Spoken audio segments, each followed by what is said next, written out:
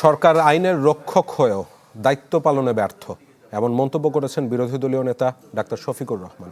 হবিগঞ্জে এনসিপির ওপর হামলায় চোখ হারানো আলিফকে হাসপাতালে দেখতে গিয়ে রাজনৈতিক অধিকার নিশ্চিতে সরকারের প্রতি আহ্বান জানান তিনি।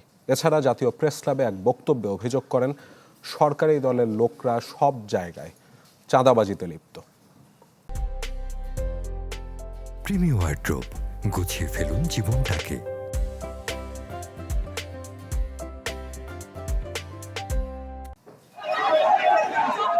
গত মঙ্গলবার হবিগঞ্জে এনসিপির ওপর বিএনপি নেতাকর্মীদের হামলায় বাম চোখে গুরুতর আঘাত পান ছাত্রশক্তির নেতা আলিফ চৌধুরী। উন্নত চিকিৎসার জন্য বুধবার ঢাকায় অস্ত্রোপচার করা হলেও চোখের আলো ফেরেনি, আরেকটি চোখেও দেখছেন ঝাপসা। শুক্রবার বিকেলে রাজধানীর চক্ষু ও বিজ্ঞান ইনস্টিটিউটে আলিফের শারীরিক অবস্থা দেখতে যান জামায়াতের আমির। পরে তিনি বলেন, সরকার আইনের রক্ষক হয়েও দায়িত্ব পালনে ব্যর্থ। এ সময় তিনি রাজনৈতিক অধিকার নিশ্চিতে সরকারের প্রতি আহ্বান জানান। সরকার যাদের দায়িত্ব হচ্ছে দেশে আইন শৃঙ্খলা রক্ষা করা, তারাই যদি আইনের রক্ষক না হয়ে ভক্ষক হয়ে যান, নিজের হাতে আইন তুলে নেন, তাহলে জনগণ কে কার কথা শুনবে? আমরা দেখতে চাই, মুখের কথা নয়, কাজ দিয়ে প্রমাণ হবে যে এই দেশ আমাদের সবার এবং সরকারি দল দায়িত্বপূর্ণ জায়গা থেকে দায়িত্ব পালন করছে।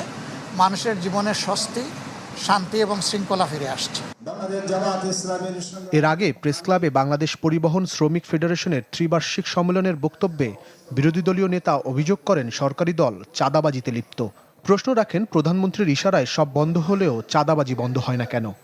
1 কোটি 1.5 কোটি মানুষকে তারা চাকরি দিবেন, তাই না? তো অনেকে বলে যে চাকরি তো দিয়েই দিয়েছেন, আর দেওয়া লাগবে কেন? টেম্পো স্ট্যান্ডার্ড চাকরি, এই চাকরিটা বুঝেন তো আপনারা? চাকরি তো হয়ে গেছে। এই চাকরি তো আমাদের জনগণ চায় না, এই চাকরিতে এই দেশের জনগণ ঘৃণা করে। চাঁদাবাজদের হাতে যেখানে সেখানে পরিবহন শ্রমিকরা তারা নাজেহাল হচ্ছেন।